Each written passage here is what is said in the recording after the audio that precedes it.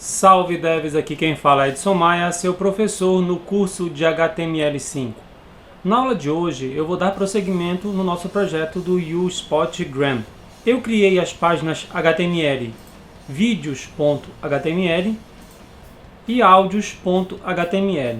Eu fiz diversas modificações no nosso arquivo de style. Por mais que eu tenha mostrado para vocês no display grid, que fica bastante interessante o nosso trabalho, eu fiz a opção por deixar tudo no display flex, porque a nossa aplicação ela está mais focada em deixar o layout todo empilhado, como se fossem linhas. A gente não tem muita ideia de divisão de colunas, com uma área com uma seção à esquerda, uma seção à direita. Então, nesse caso, o display flex fica com certeza bem mais interessante. Então, na parte do CSS aqui em cima não tem assim tanta mudança. O que eu mudei aqui é que eu coloquei uma formatação para o nosso H1 que vai ter um link e eu tirei lá basicamente o sublinhado dele. O que significa? No nosso HTML, o nosso título aqui da nossa aplicação vai ser um link que vai nos redirecionar para a página index. Então, para ele não ficar com aquele sublinhado, basicamente eu só tirei a formatação. E no HTML, o nosso título H1 dentro tem agora um link que aponta para a barra, que é o sinal do seu arquivo index dentro da sua aplicação, certo? E até esse ponto aqui a gente não tem muita mudança. Uma outra coisa que eu fiz de mudança estrutural, que é importantíssimo para que o display flex não dê tanto trabalho para a gente, é criar uma divisória chamada quem. Essa divisória quem vai acomodar a foto do perfil e quem postou, ou seja, a foto do perfil e aqueles dois textos, que é o H2 e o spam, eu coloquei dentro de uma divisória chamada quem. Eu criei um ID chamado quem. Com isso fica mais fácil a gente ajustar esse conteúdo à esquerda e aquele botão de opções, que são aquelas reticências, à direita. Então, isso foi mais para eu poder ajustar com base no nosso display flex. E de resto a gente não tem assim mudanças muito significativas. Eu fiz mudança aqui basicamente no menu inferior, que foi a atualização dos links. Atualizei aqui o link de home, para ele funcionar de fato. Atualizei aqui o link para vídeos, áudio e perfil, apesar de eu não ter criado a página de perfil, que inclusive vai ficar como desafio para vocês fazerem a página de perfil dessa nossa aplicação. Daí eu criei uma página de vídeos, que tem uma estrutura bem semelhante. Eu mudei aqui o título para deixar claro que a gente está numa tela de vídeos. Fiz aqui algumas pequenas modificações, por exemplo, no H1 eu acrescentei a palavra vídeos e o conteúdo, ao invés de ser uma classe chamada postagem, passou a se chamar vídeo. Então, onde tinha a palavra postagem, eu fiz a mudança para a palavra vídeo. E procurei fazer uma organização para que o conteúdo do vídeo seja usado a tag vídeo do HTML5. Então, eu tenho um videozinho lá de MP4 que eu coloco como exemplo. Mas eu também fiz o seguinte. Coloquei aqui no vídeo 2 e no vídeo 3, um outro exemplo de como você vai colocar vídeos, que é no caso, por exemplo, se você quiser colocar um vídeo externo. Se você quiser colocar um vídeo externo, a tag vídeo não tem suporte para que você tenha acesso ao arquivo MP4 lá do YouTube. Então, se você quiser colocar um vídeo do YouTube, você tem que fazer uma incorporação desse vídeo no seu HTML, utilizando uma tag que a gente chama de iframe. Esse código a gente pega lá no nosso YouTube. Então, se você for lá no YouTube e você acessar lá o site e você quiser colocar um vídeo dentro da sua aplicação, basicamente o que é que você faz?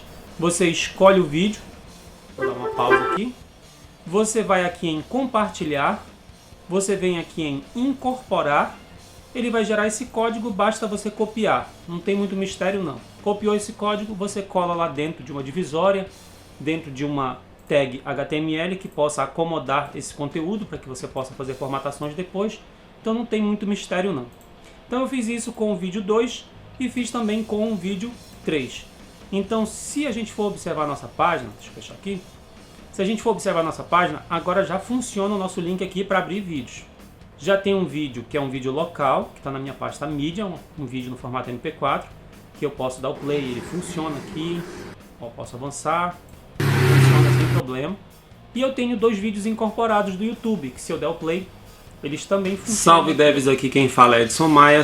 A mesma coisa aqui, o outro, se eu der o play, ele também funciona. Salve devs, aqui quem fala é Edson Maia. Então, basicamente, a estrutura da página Vídeos é a mesma estrutura da nossa página Index. A diferença é o conteúdo e as formatações, obviamente, do CSS que eu fiz para esse tipo de conteúdo, que seria, no caso, os vídeos. O mesmo esquema eu fiz para áudio. Criei uma página chamada audios.html, que vai ser o nosso USpotGram Músicas. Coloquei lá o nome Músicas no título e fiz as modificações lá. Onde estava escrito topo do vídeo, eu coloquei topo do áudio. Onde estava escrito vídeo, eu coloquei áudio. Então a mesma página do vídeo eu usei para áudio. Vocês devem estar pensando assim, poxa, mas tem muito código repetido e a gente muda só alguns pedacinhos de informação. Nesses casos, mais para frente, quando você for estudar outras ferramentas de desenvolvimento, você vai ver que existem várias técnicas para a gente reaproveitar código e você não ter que ficar redigitando várias vezes, digitando a mesma estrutura de código e mudando só um pedacinho. Aí existem várias ferramentas que vão agilizar o seu processo de trabalho. Por enquanto, o nosso foco aqui é estruturar HTML, formatar com CSS, com o básico do CSS que a gente já viu até agora. Daí eu tenho aqui o seguinte, eu criei uma tag figure para poder colocar a nossa capa da música e abaixo dela eu coloquei uma divisória que vai ser o nosso conteúdo do áudio, basicamente que vai ter o nosso player de áudio que vai tocar um arquivo MP3. E como que funciona? Se a gente acessar lá a nossa parte de músicas ou áudio, abre aqui ó, USpotGram Músicas, vai ter a capinha, vai ter uma descrição aqui de título, artista, álbum e vai ter o nosso player. A música sem problema. Mesma coisa para os outros. Tem aqui para fazer o download, tem aqui os controles e é a mesma estrutura que a gente utilizou na nossa página home, que é a nossa página index, de postagens no caso de imagens. Então, se a gente for olhar o CSS, o que vai mudar aqui é o seguinte, ao invés de eu trabalhar com um display grid, agora eu vou trabalhar com um display flex. O display flex ele é muito bom quando você tem linhas e você precisa dividir essas linhas em duas partes geralmente. E aí você precisa posicionar, pode ser até mais elementos numa mesma linha, tá? Para que depois você possa fazer um autoajuste. Um pouco mais para frente eu vou mostrar para vocês um exemplo com um outro arquivo, para que vocês possam ver como utilizar o display flex, ver como ele fica e depois o display grid. Aqui eu coloquei uma propriedade chamada flex wrap, com a propriedade wrap, que significa que quando eu tiver uma tela muito pequena, o display que é flex, que geralmente os objetos ficam um do lado do outro, ele vai poder quebrar em linhas e ficar empilhado no mesmo padrão do sistema de mobile, que é um elemento abaixo do outro. Eu justifiquei o conteúdo, ou seja, fiz o alinhamento horizontal para ocupar todo o espaço entre, né, ou seja, para ocupar todo o espaço entre o espaço disponível, e daí eu posso colocar um objeto à esquerda e um objeto à direita. Isso extremamente simples para a gente poder fazer isso aqui, logo à esquerda e ícones aqui à direita. A mesma coisa aqui, foto com o nome à esquerda, botãozinho à direita, então não tem muito mistério.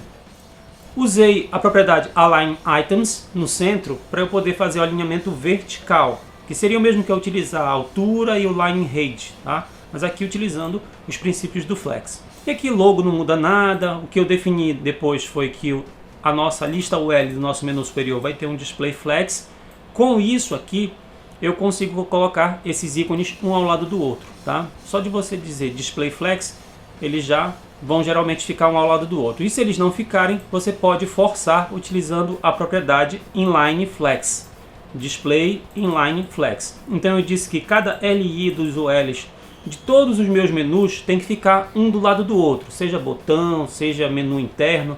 Eu quero que eles fiquem em linha no nosso display flex.